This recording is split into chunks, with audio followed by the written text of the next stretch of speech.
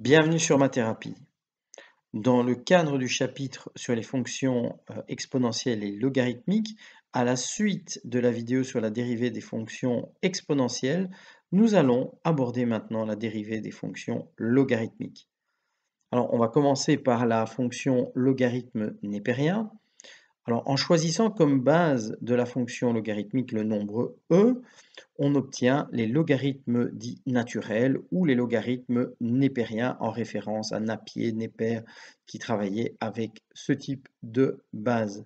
Il s'agit donc de la fonction définie à partir des réels strictement positifs sur l'ensemble des réels et qui enverrait un point d'abscisse x sur la fonction logarithme en base e de x, c'est-à-dire ln de x.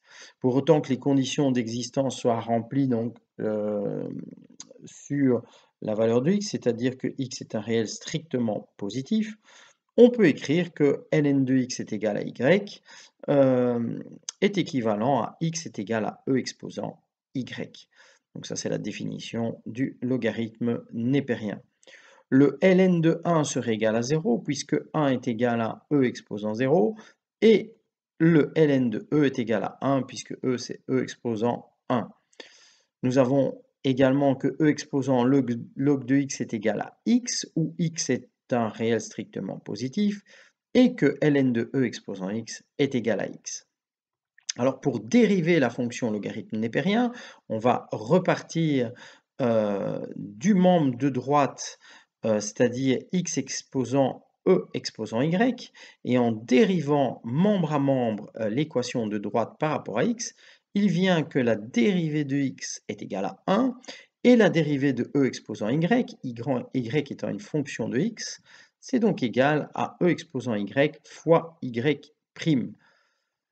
De cette manière, y' serait égal à l'inverse de e exposant y, donc 1 sur e exposant y, et puisque e exposant y est égal à x, la dérivée donc de la fonction ln de x est égale à 1 sur x. Alors, on vient de voir que la dérivée de ln de x est égale à 1 sur x, et en utilisant la règle de changement de base, donc en travaillant d'un logarithme en base a de x et en repassant dans une base e, on peut utiliser le rapport ln de x sur a pour calculer le logarithme en base a de x. Et donc de cette manière, on pourrait dériver le logarithme en base a de x en disant qu'il est égal à ln de x sur a, sur ln de a, puisque ln de a est une constante, je peux la mettre en évidence dans mon calcul de dérivée. J'obtiens donc 1 sur ln de a fois ln de x', et puisque la dérivée de ln de x est 1 sur x, j'obtiens donc que la dérivée d'un logarithme en base a de x est égale à l'inverse de x fois ln de a. Je vous rappelle que a est la base du logarithme de départ. Et donc, si je travaille avec une fonction u de x, en utilisant la composée de fonctions, la dérivée du logarithme en base a de la fonction u est égale à u' sur u fois 1 sur ln de a. Alors, comme petit exemple, je vais d'abord dériver la fonction ln de sinus x. J'aurai donc sinus x' divisé par sinus x. Puisque la dérivée de sinus x, c'est cosinus x, j'obtiens donc cosinus x sur sinus x. Ce rapport est au fait la définition de la cotangente de x. Alors, si je veux maintenant dériver le logarithme en base 10, donc le logarithme décimal de racine carrée de x carré plus 1, j'obtiens donc la dérivée de la racine de x carré plus 1 sur la racine de x carré plus 1 fois 1 sur ln de 10. Alors, vous pouvez retransformer la racine en une puissance 1/2. Après calcul, n'oubliez pas que vous devez encore multiplier par la dérivée de x carré plus 1. Et donc, au numérateur, pour la dérivée de la racine, on obtient 2x sur 2 fois la racine de x carré plus 1, le tout divisé par racine de x carré plus 1 fois 1 sur x. Après avoir simplifié les racines, on obtient donc x sur x carré plus 1 fois 1 sur ln de 10.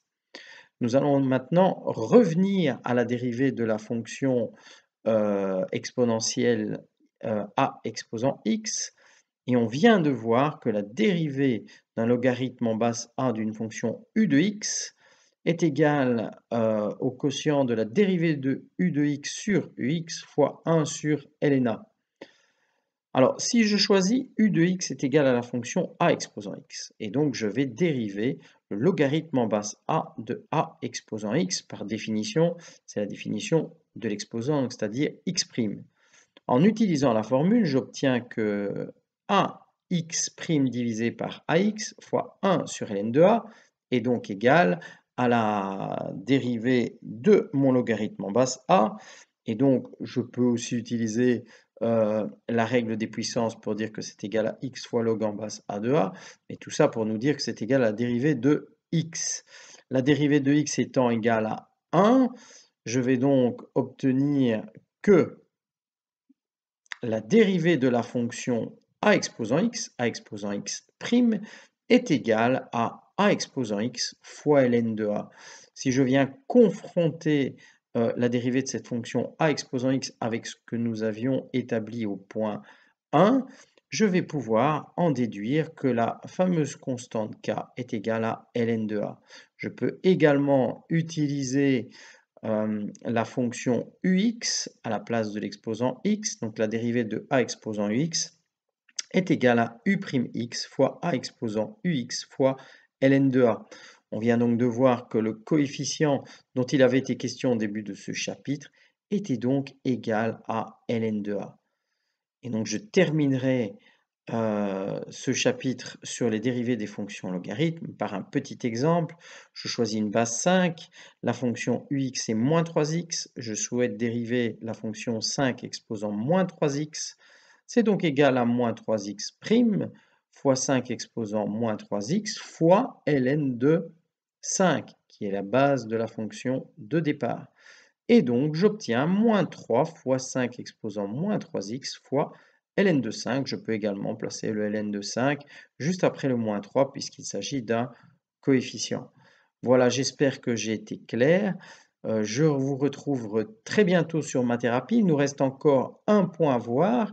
Il s'agit du calcul de limite pour les fonctions logarithmiques et exponentielles. Et nous vous rappellerons un point important dans ce calcul de limite. Il s'agit du théorème du marquis de l'Hospital.